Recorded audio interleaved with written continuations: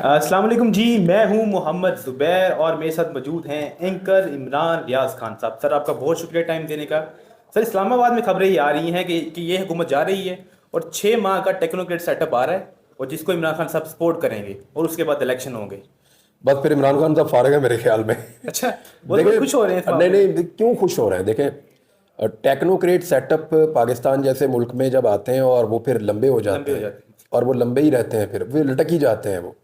तो उसकी गारंटी क्या है? या तो इमरान खान साहब को कोई बड़ी श्योरिटी मिले, कोई गारंटी मिले, और ये तय किया जाए कि पाकिस्तान के अंदर इलेक्शन हो गया। और 6 माह क्यों, 3 माह क्यों 3 माह। नहीं?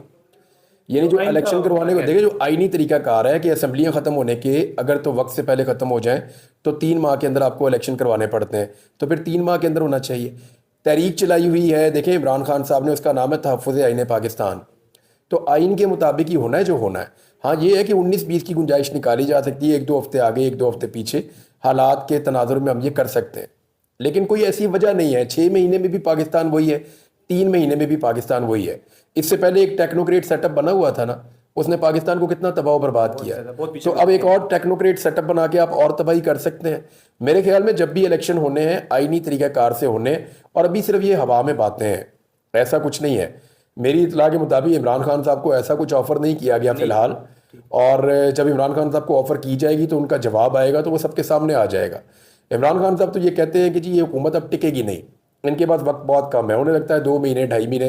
देखें, ये जो टाइम है ना, सितंबर अक्टूबर का, ये इमरान खान साहब ने दिया था आज से कुछ 6 महीने 7 महीने पहले। उन्होंने इस साल के बिल्कुल आगाज में कह दिया था कि मैं 6-7 महीने भी बाहर नहीं आऊँगा। ठीक है। और वो टाइम पूरा होता था सितंबर अक्टूबर में जाके। ठीक है। तो इमरान खान साहब को पहले ही आइडिया था कि चीज़ें जाके सितंबर अक्टूबर में बदलेंगी। जब काजी साहब जाएंगे फिर उनको लगता है। देखें, काजी साहब के यहाँ पे रुकने के लिए बड़ी कोशिश की गई कि वो रुक जाएं, वो फ्रस्ट्रेशन हमें नज़र आई। लेकिन काजी साहब को अल्टीमेटली तो जाना ठीक है। है, जिसने भी आना है उसने एक दिन तो जाना है। हमेशा तो कोई किसी कुर्सी सही पे बात बैठ है। नहीं सकता। आपकी शख्सियत आपके साथ रह सकती है, या आप लोगों के अंदर मरने के बाद जिंदा रह सकते हैं अगर आपने अच्छे काम किए हुए तो। अदरवाइज कुछ भी नहीं है, या लोग आपको अच्छे या बुरे के तौर पे याद रखते हैं। कादी फायदी साहब को जाना तो था ही, अब उनका जो टाइम पूरा हो रहा है उसके साथ आप इसको जोड़ के देख सकते हैं। 17 दिन बाकी है उनके। आप जोड़ के देख सकते हैं, जो बाइडन अगला इलेक्शन ही नहीं लड़ रहा। जो बाइडन एक्चुअली इमरान खान का अगर कोई पर्सनैलिटी क्लैश था तो वो जो बाइडन के साथ भी था, लोग कहते हैं। और अगर जो बाइडन इलेक्शन नहीं लड़ रहा तो इमरान खान का एक बड़ा मुखालिफ बीच में से निकल गया। अब चाहे डेमोक्रेट्स जीते हैं या रिपब्लिकन जीते हैं, इमरान खान को उससे फर्क नहीं पड़ेगा। फिर कादी साहब बड़ा गुस्से हुए हैं हुकूमत पे। वो कह रहे हैं कि 300 दिन के बाद, और उन्होंने पहली बार हुकूमत पर भी बहुत तनकीद की है और एस्टेब्लिशमेंट पर भी बहुत तनकीद की है। इसकी देखिए, क्या वजह है? मैं आपको बताता हूँ कि जनरल बाजवा की ये ख्वाहिश थी कि उनको एक्सटेंशन मिल जाए, और वो एक्सटेंशन लेने के बाद अब पाकिस्तान में इलेक्शन करवाएं, और इलेक्शन अच्छे करवाने के बाद वो एक हीरो की तरह रिटायर हो जाए। ठीक है। उनकी बड़ी ख्वाहिश थी कि वो अच्छे नोट के ऊपर उनका इख्तिताम हो। लेकिन उनको अल्लाह का शुक्र है कि उनको एक्सटेंशन नहीं मिल सकी, और वो एक ऐसे आदमी के तौर पे रिटायर हुए जिन्हें अपोजिशन भी गालियां देती है, हुकूमत भी गालियां देती है, आम पाकिस्तानी भी, वकील भी, इवन एस्टेब्लिशमेंट भी उन्हें बुरा भला कहती है कि हमें जनरल साहब फंसा गए इन सारी चीज़ों में। तो जनरल बाजवा जो हैं, उनके साथ जो हुआ वो अब आप देख लें, कादी साहब उस सिमत में बढ़ रहे हैं।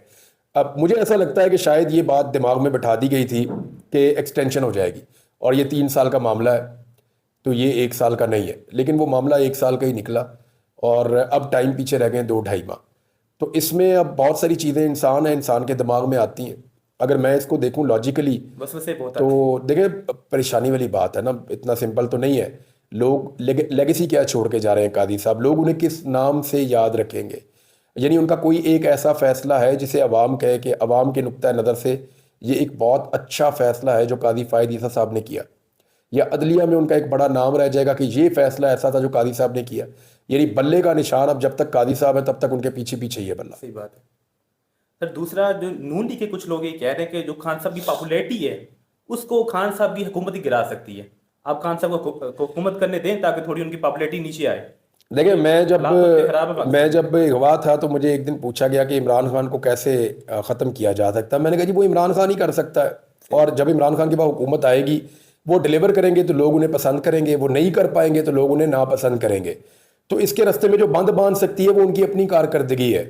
इमरान खान के अपने फैसले ही उनके हक में या खिलाफ जा सकते हैं। इस वक्त कोई उनके मुकाबले में है ही नहीं यार। ये आसिफ अली जरदारी इमरान खान का मुकाबला करेंगे, ये नवाज शरीफ करेंगे? ये सियासी बोने बन चुके हैं, ये इतने छोटे छोटे हो चुके हैं कि ये बेचारे अब इमरान खान की नकलें करके गुजारा कर रहे हैं, हर चीज़ में उसकी नकल करते हैं, फिर भी कामयाब नहीं होते। नकल के लिए भी अकल चाहिए होती है, तो ये नहीं कर पाएंगे। ये इमरान खान को ना फेस कर पाएंगे, ना उसका मुकाबला कर पाएंगे।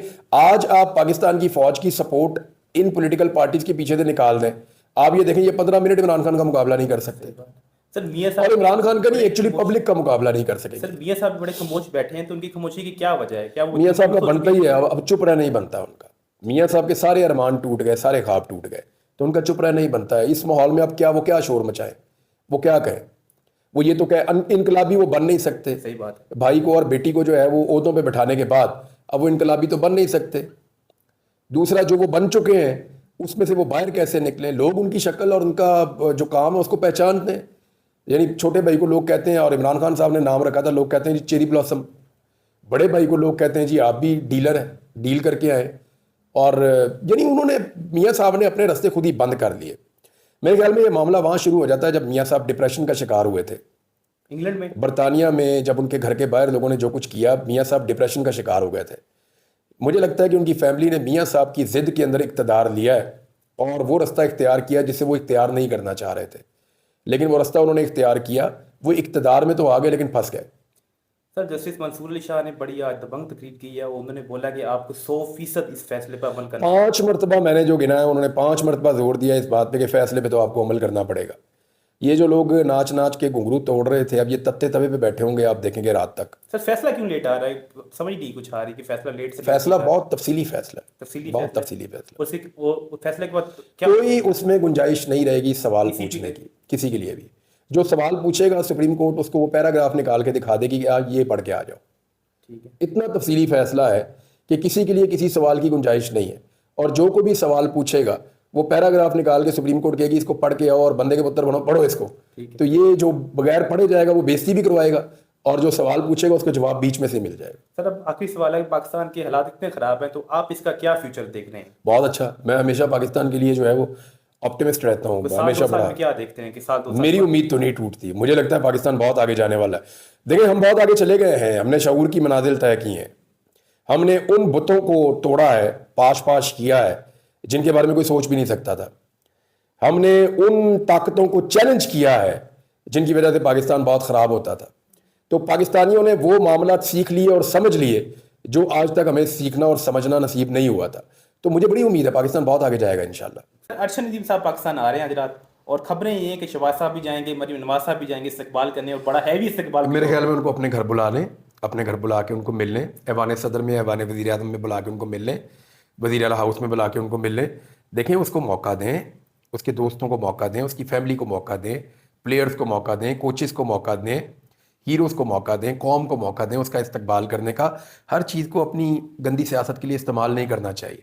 अब मैं सुन रहा था कि कुछ लोग कह रहे थे कि वो बस के ऊपर सवार हो जाएंगे, नीचे से लोग क्या कुछ कहेंगे, वो हीरो आया हुआ है उसको लोगों के साथ जाने दो भाई, खुला छोड़ो उसको। जब इंडियन क्रिकेट टीम जाती है मैच जीत कर, तो नरेंद्र मोदी थोड़ी उनके बस के ऊपर चढ़ गया था अपनी पॉपुलैरिटी के लिए। ये चीप स्टंट होते हैं, इनसे मेरे ख्याल में इज्तनाब करना चाहिए, और उन्हें वो बतौर हीरो लोगों को उसको रिसीव करने दें और उसको इंजॉय करने दें। टाइम फैमिली को मिलने दें, दोस्तों को मिलने दें।